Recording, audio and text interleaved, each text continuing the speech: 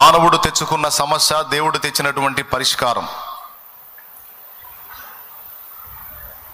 మానవుణ్ణి దేవుడు నిర్మించినప్పుడు ఒక యంత్రంలాగా, ఒక రోబోలాగా తయారు చేయలేదు.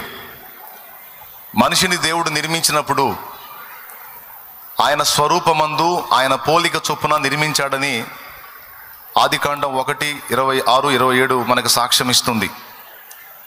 దేవుడు మానవుని నిర్మించేటప్పుడు మన స్వరూపమందు మన పోలిక చొప్పున నరుని చేద్దామని దేవుడు అనుకున్నాడు, అలాగే చేశాడు. దేవుని స్వరూపంలో, దేవుని పోలికలో. అలాగే దేవుడు ఎలాగైతే స్వేచ్ఛపరుడుగా ఉన్నాడో, స్వతంత్రుడుగా ఉన్నాడో, తను అనుకున్నది చేయడానికి పూర్తి స్వేచ్ఛ దేవుడు కలిగి ఉన్నాడో, అలాగున మనుషుల్ని దేవుడు నిర్మించడానికి పూనుకున్నప్పుడు అలాంటి స్వేచ్ఛాజీవులుగానే చేయాలని నిర్ణయించుకున్నాడు. మనుషుల్ని ఇలా నిర్మించి వాళ్ళకి స్వేచ్ఛనిచ్చినప్పుడు వాళ్ళు ఎలాంటి సమస్య తెచ్చుకుంటారో కూడా దేవుడు ముందే ఎరుగున్నాడు. ఆయన భూత భవిష్యత్ వర్తమాన కాలములను ఎరుగున్న దేవుడు.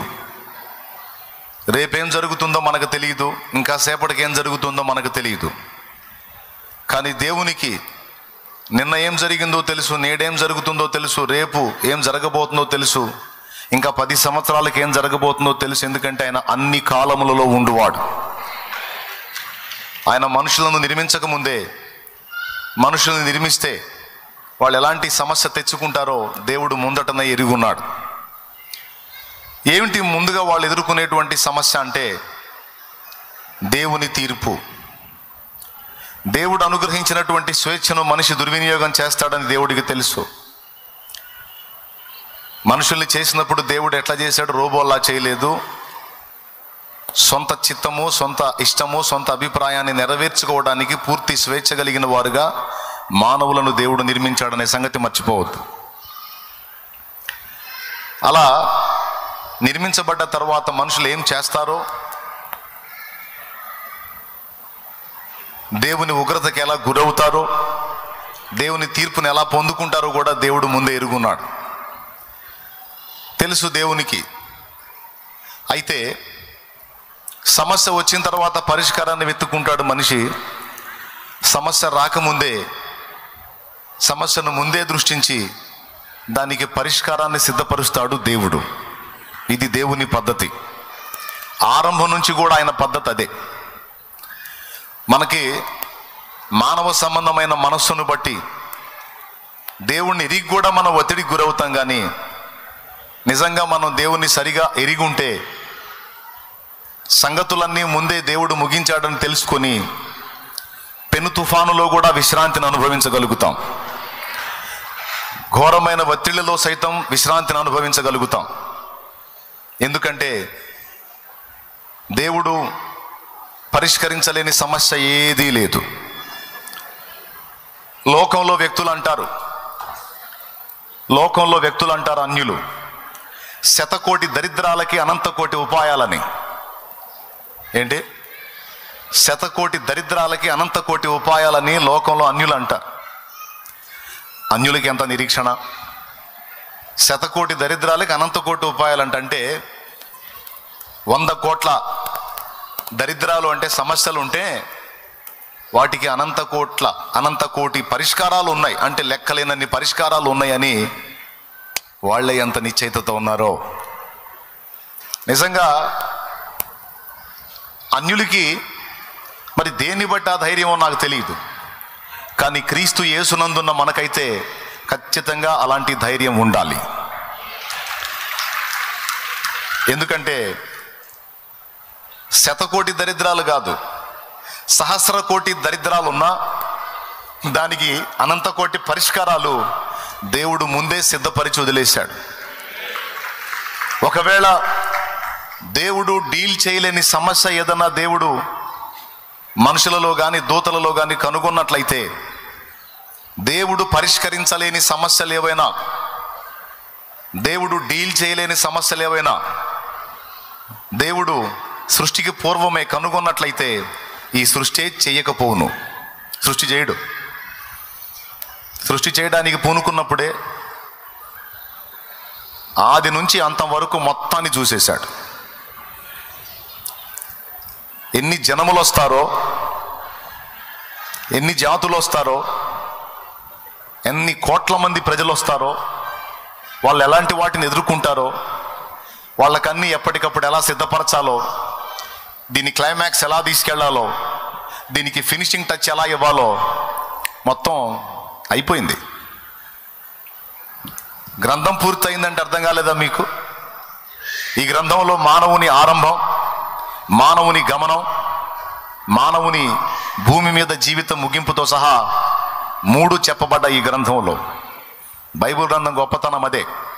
ఆరంభం, ప్రయాణం, ముగింపు మొత్తం చెప్పేశాడు. గ్రంథం 66 పుస్తకాల్లో మానవుని సృష్టి, పతనం, తిరిగి దేవుడు మానవుని లేవనెత్తటం, మహిమకు వారసునిగా తీర్చిదిద్దటం, దీంతో ముగింపు. చాలా ఈజీగా అర్థమైపోయింది మనకి. ప్రతిరోజు ఈ గ్రంథాన్ని మనం చూసినప్పుడల్లా దేవుడు మాట్లాడుతున్నాడు. ఏమన్నా తెలుసా? నేను అన్నీ ముగించా, నువ్వు అనవసరంగా ఒత్తిడి గురి కావద్దు అంటున్నాడు దేవుడు. ఏమని? నేను అన్నీ ముగించా, నువ్వు అనవసరంగా ఒత్తిడికి గురవద్దు. నీవు సృష్టింపబడక మునుపే, నువ్వే కాదు అసలు మానవ జాతికి మూల పితరుడు అనేవాడు నిర్మింపబడక మునుపే ఎలాంటి సమస్యలు ఎదుర్కొంటాడో, దానికి పరిష్కారాలు ఎలా ఉంటాయో అన్నీ డిజైన్ చేసి మొత్తం సిద్ధపరిచి లెక్కలన్నీ పూర్తి చేసి కూర్చున్నా అని దేవుడు చెప్పాడు. గ్రంథం చూస్తే సాక్ష్యం మనకు దొరుకుతుంది. 139వ కీర్తనలో మనం చూసినా కూడా 16వ వచనం అనుకుంటాను, ఒకసారి చూడండి. నియమింపబడిన దినములలో ఒకటైనా పూర్తిగాక మునుపే నా దినములన్నీ నీ గ్రంథములో లిఖితములాయను అంటాడు. వచనం చూడు, అదేనా? 139వ కీర్తన 16వ వచనం ఒక్కసారి చూడు. ఉండగా నీ కనులు నన్ను చూచును, నియమింపబడిన దినములలో ఒక్కటైనను కాక మునిపే.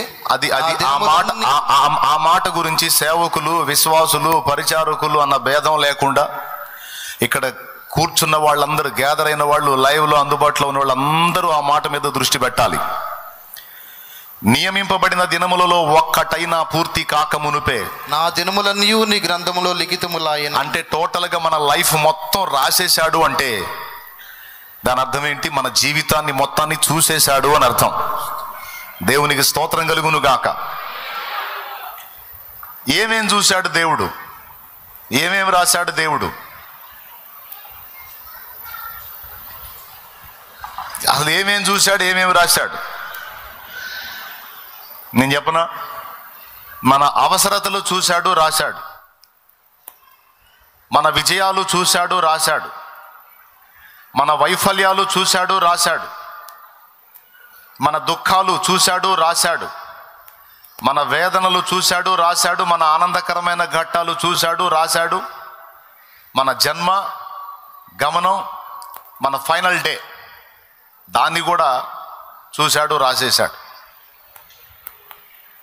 అయితే కొంతమంది ఇంకో టైపులో అర్థం చేసుకుంటారు. నా జీవితాన్ని దేవుడే ఇలా డిజైన్ చేశాడు, దేవుడే ఇలా రాసేశాడు, రాసిన ప్రకారం నా బ్రతుకు నడుస్తుంది అనుకుంటారు. మళ్ళీ తప్పు. మన జీవితాలను దేవుడే రాసేస్తే, అదే మన జాతకాన్ని దేవుడే రాసేస్తే, మనం చేసేటువంటి కర్మలన్నిటికీ దేవుడు బాధ్యుడవుతాడు, కానీ మనంగా. అర్థమైందా? దేవుడు మన జీవితంలో ఎంతవరకు జోక్యం కలిగి ఉన్నాడంటే, మనం చేసుకునేటువంటి మంచి చెడ్డల మొత్తానికి పూర్తిగా మనమే బాధ్యులం, దేవుడు కాడు. అయితే మరి చూశాడు, రాశాడు అన్నావు కదంటే, మన జీవితంలో ఎలాంటి ప్రారంభం ఉంటుందో, ఎలాంటి ప్రయాణం నడుస్తుందో, ఎలాంటి మలుపులు తిరుగుతుందో మన కథ, చివరికి మన క్లైమాక్స్ ఏంటో మొత్తం భవిష్యత్తులోకి వెళ్ళి చూసి రాసేశాడు. ఇలా ఉంటుంది ఈ మనిషి జీవితం అని. తప్పించి మన బ్రతుకులు ఇలా రకరకాల మలుపులు తిరగడానికి దేవుడైతే కారణం కాదు. అది 100కు 100% మన బ్రతుకుల్ని మనమే రాసుకున్న విధానంలో సాగుతాయి. దేవునికి స్తోత్రం కలుగును గాక. పెద్దగా చెప్పండి.